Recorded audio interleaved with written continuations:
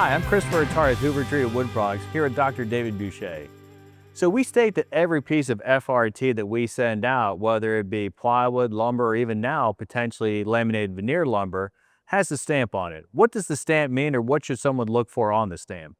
So the code has a number of requirements for labeling the product.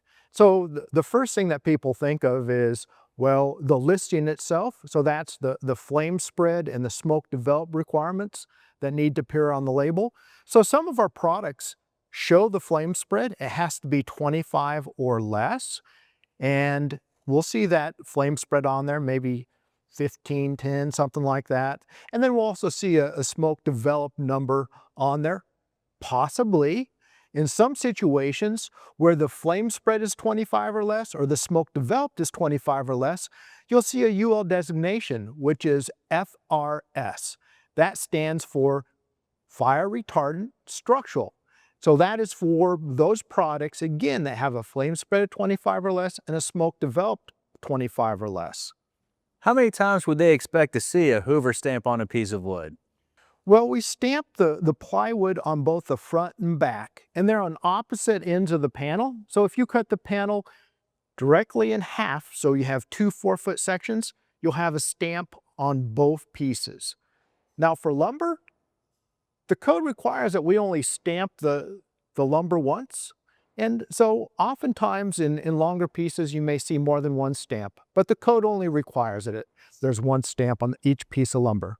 Well, I have a very specific project where eventually I want to paint one side. Can I request that the stamp only appear on one side of the plywood? Yes, you can.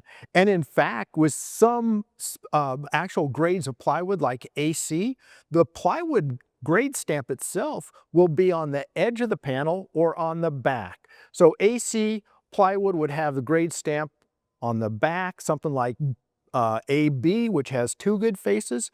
The stamp will be on the edge of the plywood. That is the plywood grade stamp, not our fire retardant stamp. So our fire retardant stamp would be on the B face in that case, and the A face would be the face that didn't have any stamp on it.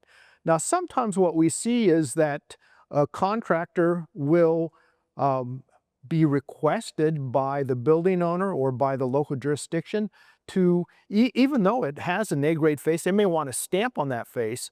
And so in their process during construction, they will mask around the stamp so it doesn't get painted over, so that they can demonstrate that the product complies with the intent of the code. Oh, excellent.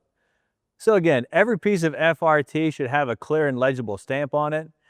Hoover will generally stamp both sides of a piece of plywood, and so look for the information on the stamp. Again, the color of the FRT isn't what matters, it's the information on that stamp. Thank you for your time.